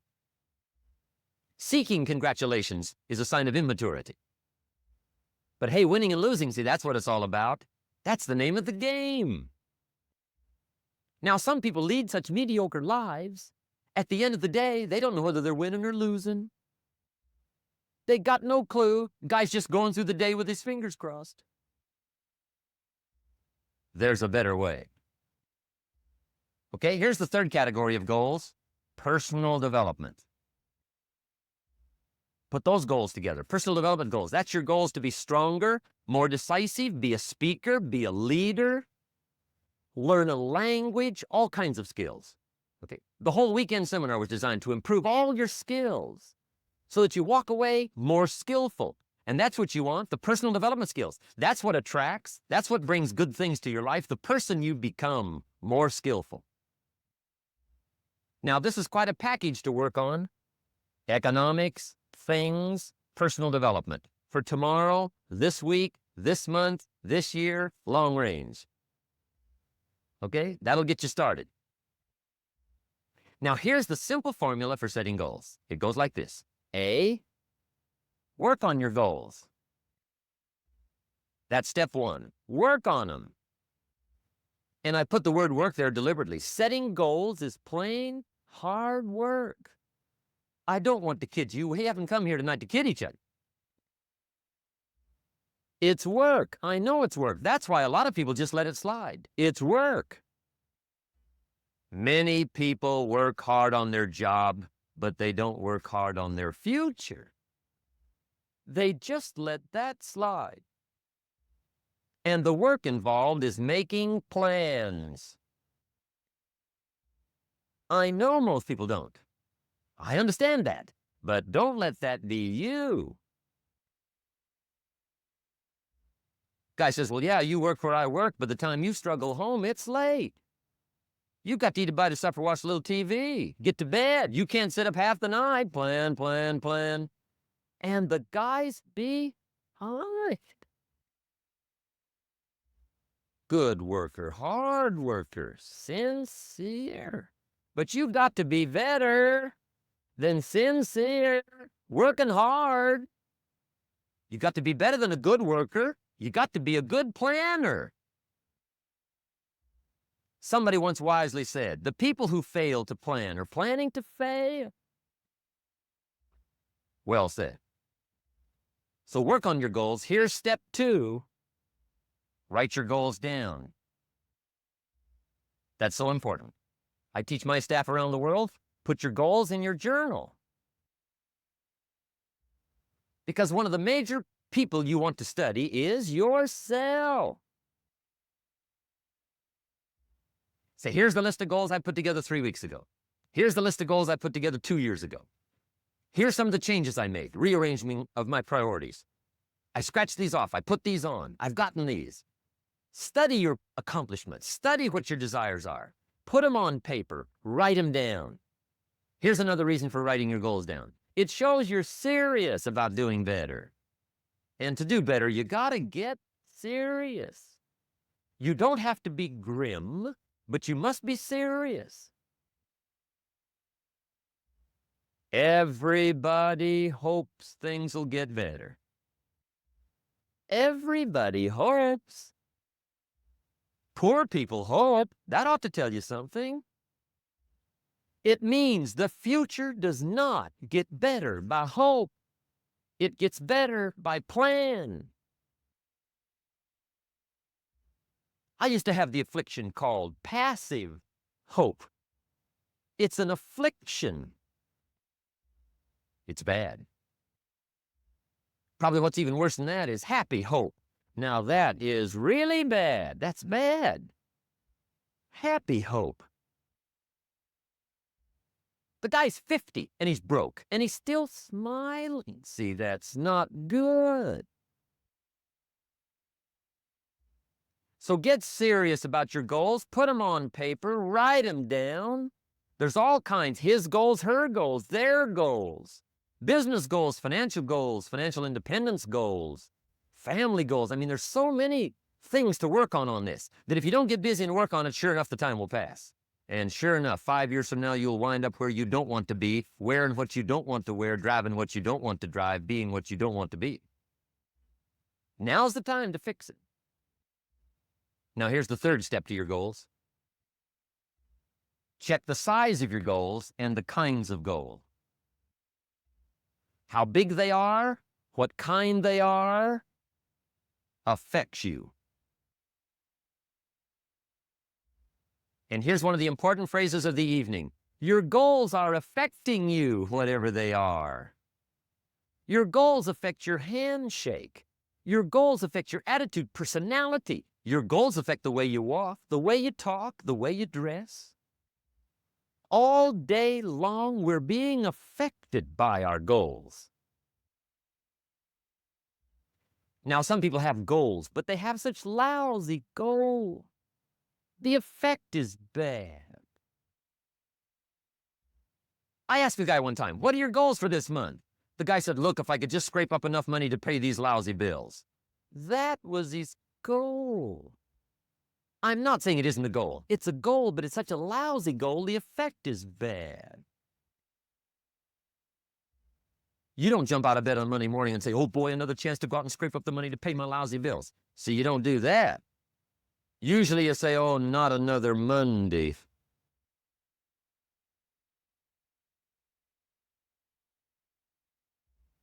And some people have so given up on life, they have joined the thank God it's Friday crud. How sad.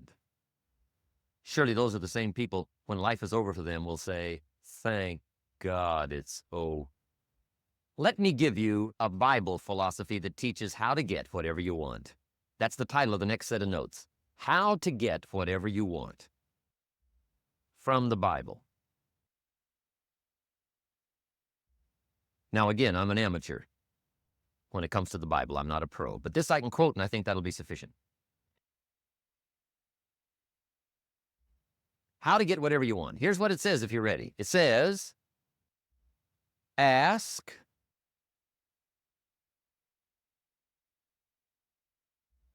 that's it. End of notes. Ask. If there's one art in life to learn extremely well, that's got to be one of them. The art of asking. What does ask mean? Ask means, what do you want? And the formula is staggering. It says ask and what? A guy ought to look into that.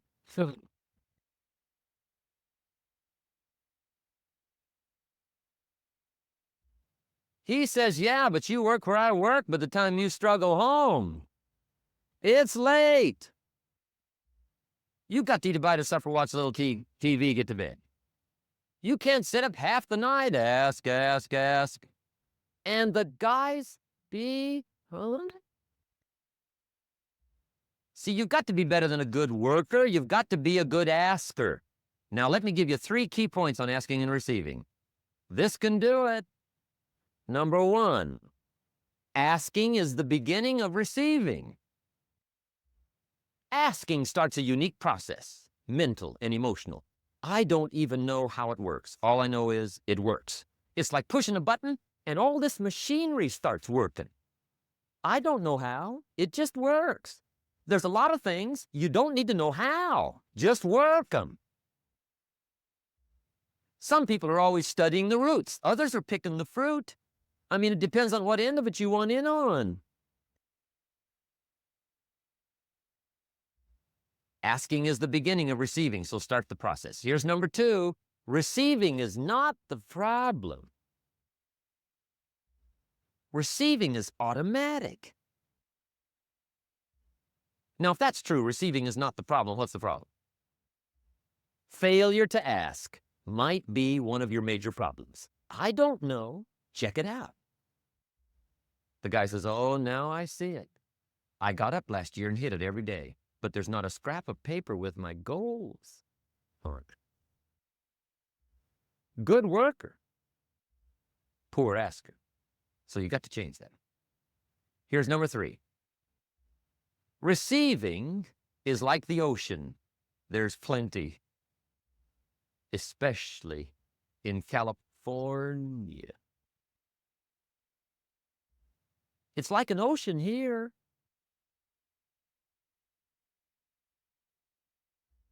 Success is not in short supply. It isn't rationed, and you stepped up to the window and it was all gone. No. It's like an ocean here. Now, if that's true, what's the problem? Well, some people go to the ocean with a teaspoon. Have you got the picture? See, what you want to do in view of the size of the ocean is trade your teaspoon for at least a bucket, and you'll look better down at the ocean. Kids won't make fun of you, right? Okay. Now, there's 2 ways to ask, and we'll wrap up goal setting. 2 ways. Here's number 1. Ask with intelligence. It didn't say ask intelligently, but I'm sure it meant that. Don't mumble. You don't get anything by mumbling. Be clear. Be specific. Intelligent asking means how wide, how high, how soon, when, what size, what color, how much. Define what you want and describe what you want. That's powerful. In the weekend seminar we teach, goals become like a magnet. They pull you that direction, and the better you describe them, the more they pull. So ask intelligently. Here's number 2. Ask with faith. That's the childish part of the equation. Believe you can get what you want like a child. Not an adult. Adults are too skeptical. So the formula really reads, make plans like an adult and believe in them like a child. And the most incredible things will happen. Just try it for 90 days. Just try it. You can always go back to the old ways. Just try it. Just 90 days, 90 days.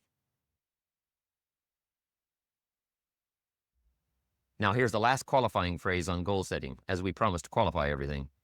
And it simply goes like this. Remember, you won't get everything you want.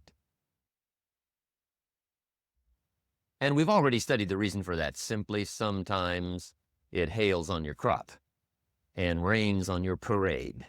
It's that kind of planet. So you won't get everything you want, but if you will work this goal-setting formula, you can get plenty for wealth and happiness. Okay, that's goal setting. We use it around the world. We recommend it.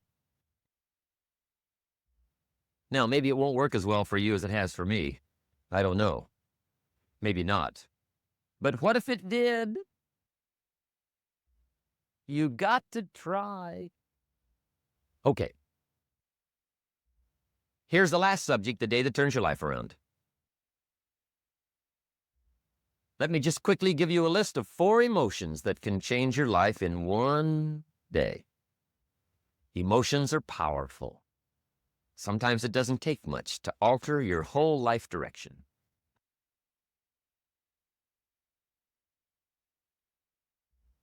Okay, here they are. Number 1, disgust.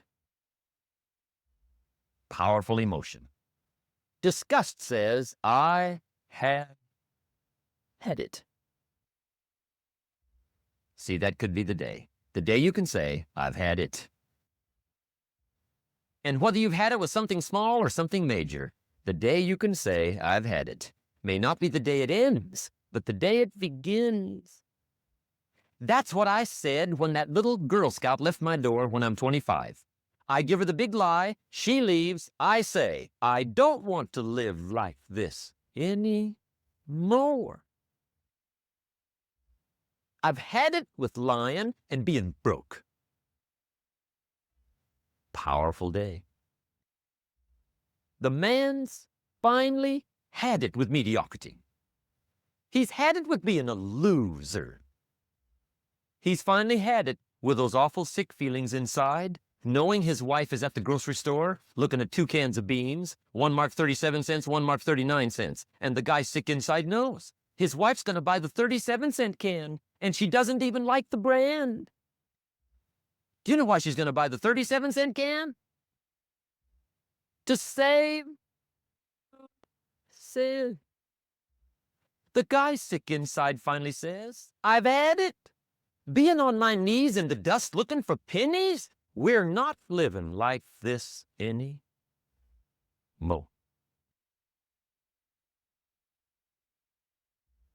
Could be the day that turns your life around. The day you can say, I've had it. He walks into his closet and rips everything in it to shreds and says, I've worn this embarrassing stuff for the last time.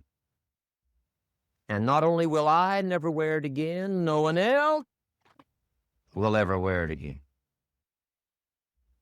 Commit an act that says, I've had it. Powerful. Here's the next one. Decision. And decision-making is powerful. And it's emotional. That's those knots in the pit of your stomach, right? Waking up in the middle of the night in a cold sweat, trying to decide. We sometimes call it inner civil war. What shall I do? Well, for progress, you must decide.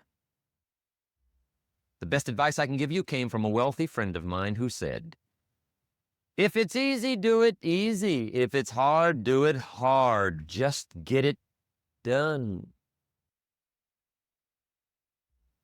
If you went home tonight and in the next few days cleaned up a whole list of decisions, that might furnish enough inspiration for the next 10 years.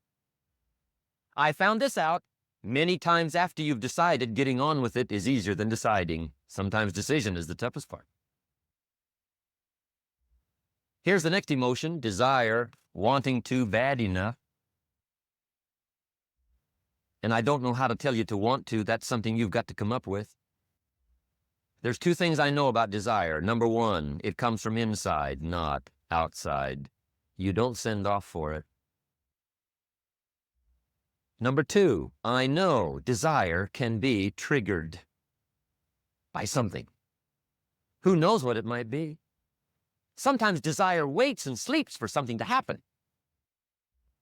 Maybe it's a book, maybe it's a song, maybe it's a sermon, maybe it's a lecture, a seminar, maybe it's the conversation of a friend, a happening, an event. Who knows? The best advice I can give you is what I give my staff. It goes like this: welcome every human experience. You never know which one is going to turn it all on. Even the bad experience. Sometimes from the bitterest experience comes the greatest awakening. So let down the barriers, take down the walls. The same wall that keeps out disappointment keeps out happiness. Let light touch you. Don't let it kill you, but let it touch you. Here's the last one. This one's powerful. Resolve. Resolve says, I will. Two of the most powerful words in the language. I will. Benjamin Disraeli once said, nothing can resist a human will that will stake even its existence on the extent of its purpose. Shortly put, I'll do it or die. See, that's powerful. That could be the day that turns your life around. The world has a strange way of stepping aside when somebody says, I'll do it or die. The man says, I will climb the mountain. They've told me it's too high, it's too far, it's too rocky, it's too difficult. It's never been done before, but it's my mountain, I will climb it. Pretty soon you'll see me waving from the top. Or dead on the side, 'cause I ain't coming back.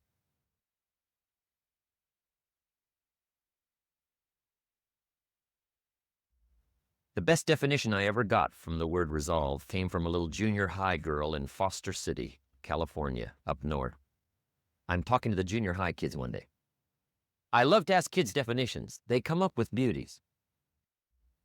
I got to the word resolve and I asked, who can tell me what resolve means? And I got several hands, and they were all pretty good, but the last one was the best. Little girl, about 3 rows back, held up her hand. She said, Mr. Rohn, I think I know what resolve means. I said, darling, what do you think it means? She said, I think it means promising yourself you will never give up. I said, that's it. Webster, stand aside. That is the definition. Promise yourself you will never give up. I asked the kids, how long should a baby try to learn how to walk? How long? How long would you give your average baby before you shut him off? How long? See, any mother in the world would say, you're crazy. My baby's going to keep trying until it learns how to walk. What a magic formula. Now let me show you what triggers all emotions into activity that brings results. And results is the name of the game. Here it is. Action. Finally, you must do something about how you feel. Jesus, the master teacher, said, don't just be listeners, be doers. The world admires the doers. Whatever it takes to get you to try harder, read more, set your goals, and go for it. Here's the next attitude disease. Overcaution. Some people never will have much. They're too cautious. Now, you can also be too reckless, but you can also be too cautious. This is called the timid approach to life. And my caution was always the risk. Risk used to drive me right up the wall. I used to say, what if this happens? It's called the language of the poor. What if this happens? And on top of that, if this was to happen, look at the fix I'd be in. I better not try. I could always ace myself out. Then I'll tell you what changed my whole life when I finally discovered it's all risky. The minute you were born, it got risky. If you think trying is risky, wait till they hand you the bill for not trying. If you think investing is risky, wait till you get the tab for not investing. See, it's all risky. Getting married is risky. Having children is risky. Going into business is risky. Investing your money is risky. It's all risky. I'll tell you how risky life is. You're not going to get out alive. That's risky. The Englishman says, well, if that's the way it's going to work out, let's give it a go. Right, that's what it's for. Give it a go. Somebody says, yeah, but I'm looking for safety and security. Fine, then huddle in a corner. We'll cover you with a sheet, bring you 3 meals a day. And we'll protect you, feed you, look after you, care for you. We won't let anything happen to you. And you'll probably live to be 100. The guy said, well, yeah, I'd live to be 100. But what a way to live. Right. What a way to live safe and secure. Don't ask for security. Ask for adventure. Better to live 30 years full of adventure than 100 years safe in the corner. And see, it's not important how long you live. What's important is how you live. Here's the next attitude disease. We're almost through with this motley list. In fact, we're almost through. Hang on. The next one is pessimism.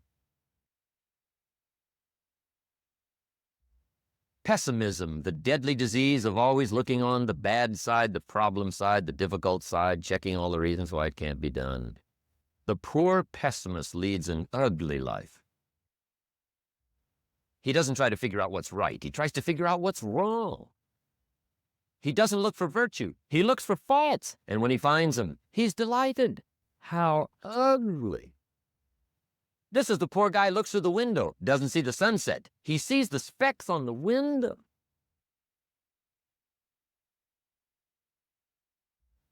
And this is the poor guy, right, who rushes up, takes such leave of his senses. This guy rushes up and he says, I've got 5 good reasons why it won't work. He's so dumb, he doesn't know. All he needs 1. He's got 5. 5.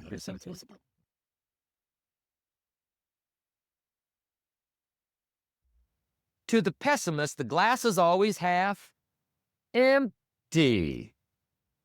To the optimist, the glass is half full. Why would the same measure affect people 2 different ways? Answer: it all depends on how you look at it. Our lives are mostly affected by the way we think things are, not the way they are. The way we think they are affects us most. There's a subject we don't have time to get into tonight called better thinking habits. One of the major things Shoaff taught me when I met him, he said, poor thinking habits keeps most people poor. Not poor working habits. Most people work hard, but they don't think hard. And Shoaff taught me that the mind is like a factory, a mental factory. And whatever you think about all day long pours ingredients into this mental factory. And that's what builds the economic, social, financial fabric of your life. He quoted me a Bible phrase that says, as you think, so you become. How awesome. When he talked about poor thinking habits, he had me. I used to start the day reading the morning newspaper. I mean, you can believe that or not. I'd get a cup of coffee and read the paper. I'd load up on wars and riots and murders and stabbings and killings and bank robberies and muggings and car wrecks and tragedies. I'd even read the back pages. I seem to like that stuff for some weird reason. I'd load up on all that, and then I'd start the day. You can imagine the kind of days I used to have. You walk around on your financial knees. They call you economic peewee.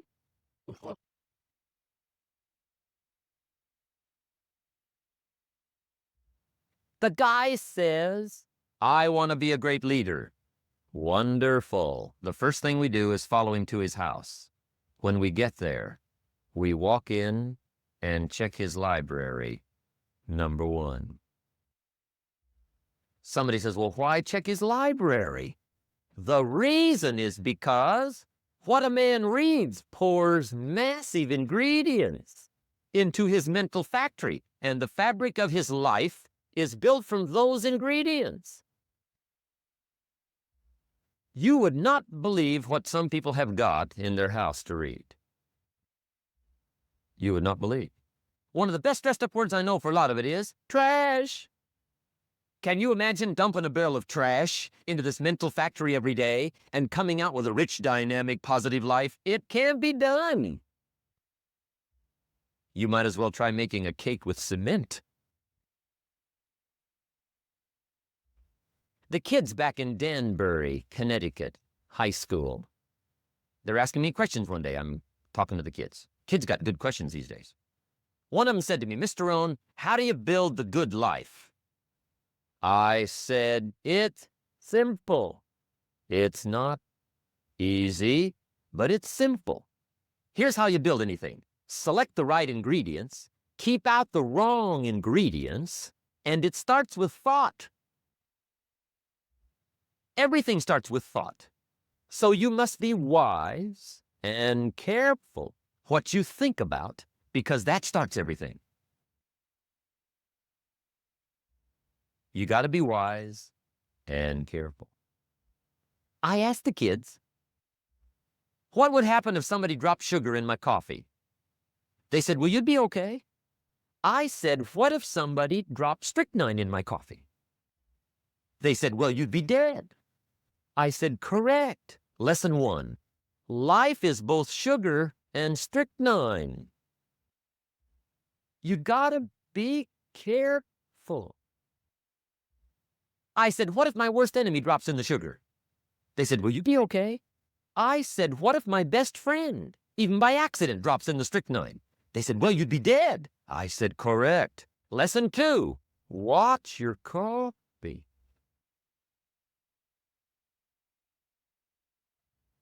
You got to be careful. See, it doesn't matter who hands you the bad stuff. It doesn't matter where you get the bad stuff. It'll still do its damage on your bank account, wherever you get it. Mr. Schoaf gave me one of the greatest phrases when I first met him when he said, Jim, every day stand guard at the door of your mind. How important. Stand guard at the door of your mind. And you decide what goes into your mental factory. Don't let anybody just dump anything they want to in your mental factory, because you've got to live with the results. Okay, here's the last disease, and we're through with this list. In fact, we're almost through. Hang on. The last subject is very brief. The last disease, but this one is deadly. Engage in this one, indulge in it even slightly, and you might as well forget the future, because it's going to forget you. Complaining, crying, whining, griping, a Bible word called murmuring. See, that'll ace your future. Spend 5 minutes complaining, and you have wasted 5. And you may have begun what's known as economic cancer of the bone. Surely they will soon haul you off into a financial desert, and there let you choke on the dust of your own regret. I hope I said that well, so you won't forget. It's a deadly disease. If you don't think it's bad, ask the children of Israel of Old Testament fame. Typical of us all, their story just happened to get in the book. Story says, children of Israel were slaves. God performed a series of dazzling miracles and got them out. And now they're heading for the promised land. Remember the story? Heading for the promised land. Tragedy of the story, they never got there. Freezing. From day one, they started to complain. They griped about the water. They griped about the weather. They whined and cried and griped about the food. They griped about the leadership. They whined and cried because it was too far, too cold, too hot, too difficult, too miserable. I mean, they whined and cried for years. Finally, God said, I've had it, trip canceled. Or something like that. The story says they died in the desert, never got to the promised land. Which I think means 2 things. Indulge in this long enough, you get your future canceled. And I guess it also means even God himself can only take so much.